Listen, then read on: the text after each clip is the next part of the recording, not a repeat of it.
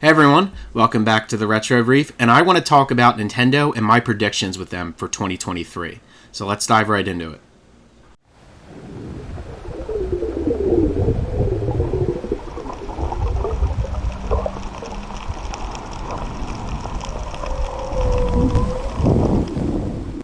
I know, it's still early. It's going to be November next week, and we're already talking about 2023. Yeah, well, here's the thing. I just love predictions. I love seeing what other people think the company's going to do. I love just speculating and talking about and seeing what other people want and to see what Nintendo, what they want for them to release. Because, let's be real, they have so many different games, so many different remakes that we want them to do, so many new ideas that we have, DLCs, whatever the case.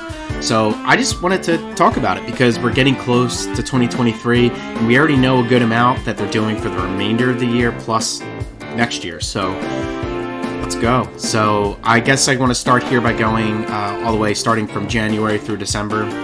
So taking a look at their release schedule and what we know so far, starting with January of 2023, Nintendo is planning to release Fire Emblem Engage in 2023.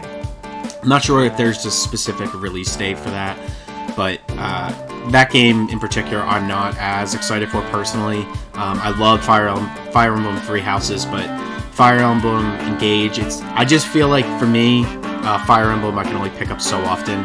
So maybe it's something I'll pick up in the future, but for me, like I said, I'm not as excited for that one. But that's coming out in January. I know there's a lot of Fire Emblem fans out there, so that'll be good for them.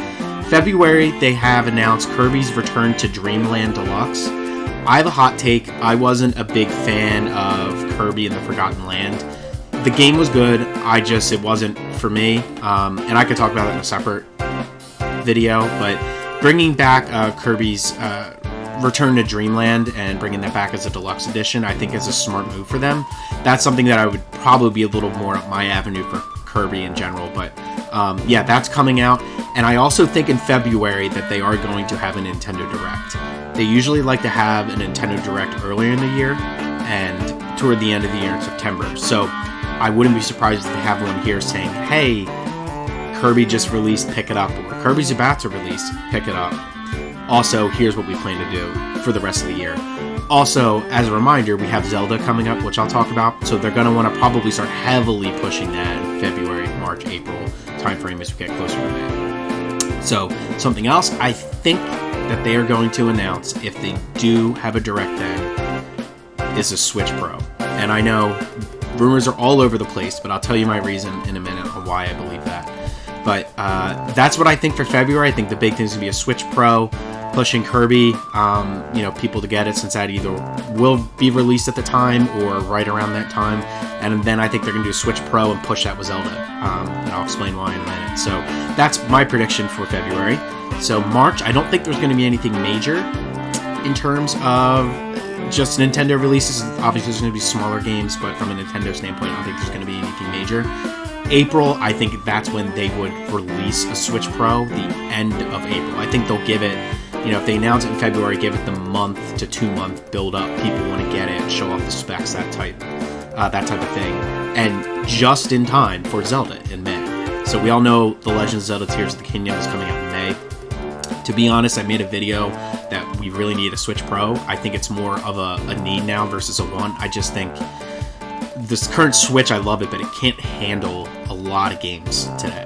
And I think part of the reason we haven't seen so many Zelda Tears of the Kingdom trailers, and I think part of the reason Metroid might have been, Metroid Prime just has a lot of issues in general. Part of the reason that was pushed out, I bet you it needs stronger hardware. Wouldn't be surprised if that's part of the issue. So I wouldn't shock me if they're doing the Switch Pro and lining it up with Zelda and Metroid.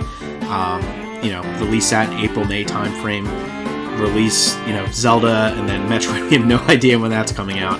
But I wouldn't be surprised if they kind of give a release date around the same time that they announce a Switch Pro, because obviously it's going to run better on there. Anyway, that's what I think for April. May, we have Zelda Tears of the Kingdom coming out. I am so excited for that game. So that game's going to be a lot of fun. I just actually released a Reef rating for Legend of Zelda Breath of the Wild, so check that out. But it's definitely my favorite game of all time as of now. So I'm really excited for Tears of the Kingdom and the follow-up for that. Late June, I really hope this comes true. So last June they had Mario Strikers, and I believe the June before, or around that time, was Mario Golf. So in 2023, I think they're going to have a Mario Super Sluggers. I think they're definitely going to have to do Mario Baseball. They're going to have to bring it back. And I love Sluggers. I love Mario Golf. I love tennis. I love all the sports games. They're just fun. They're casual. They're fun. It's not as simulation based as, a lot of these other simulation games. We're playing like a Madden and, a 2K, any of that stuff. It's just fun. It's easy. It's fun. But I do think they are going to botch it like they did with Strikers and Golf. I just think they're going to take that same approach, right? They're going to release it bare bones and then update it as they go along. But I do think Super Sluggers will be coming out in June. I would love that. I'd pick it up right away. It'd be so much fun. So that's my hope, but my prediction for June. July, I definitely think that they're going to have something in July. My prediction here is that they're going to do some type of Pokemon Scarlet and Violet DLC. I know that is typically a Game Freak, and that is a Game Freak thing, but I kind of paired it in here with Nintendo just because they kind of work with each other, right, since they're the same company, in quotes. Obviously, they're not, but they work hand in hand, so they don't want to overlap a lot of the games, because they know that, they're going to collect a lot of the profits off Pokemon. Nintendo will, and they want to give that the release it deserves and how big it is. So I don't think there's going to be anything major for Nintendo in July, but Pokemon Scarlet and Violet will have some type of DLC. That game's going to sell like hotcakes, especially the way it looks now. It looks amazing. So we will talk about Scarlet and Violet. I've already talked about that in a video before, but we'll talk about that once it releases. August, I think that in August, I feel like at this time Nintendo is going to want to release something. And it's not going to be something major, because people are still going to be focusing on Pokemon. People are still going to be playing Zelda. People are going to be playing a lot of that stuff. So I think that they are going to have... they're going to release a new Yoshi game. I think it's time for Yoshi. They're going to do something Yoshi. I think Kirby and the Forgotten Land was around this time in 2022, so I wouldn't be surprised if they try to pull Yoshi in and do some type of 3D aspect, probably not as big, but some type of revamp to, get people excited for Yoshi again. So I think that's going to come in August, and I also think there's going to be a Pokemon Presents around this time, where they go and talk about the next game coming, because they'll probably sell the DLC in July, and then they'll probably Pokemon Presents in August and say, hey, the DLC's still out there, advertise that. And then they'll talk about, something that they're going to have later in the year, which I'll, once we get there, I'll talk about my Pokemon prediction there. But I think that they will announce it as Presents. September, I think they're going to have a Nintendo Direct, as they typically do almost every September. So I think they'll have a Nintendo Direct there, and they are going to push Pikmin 4 here. So I think Pikmin 4 will probably come later in the year. So after Zelda dies down, after Sluggers and Pokemon dies down, I think September's going to be their end of the year push. So Pikmin will release end of September, and they'll probably push it heavily at the Nintendo Direct. Is probably what they will do, and just remind people it's out there. I also think that they're going to announce for October Zelda Wind Waker HD remake, and October, I really hope there's a Zelda game.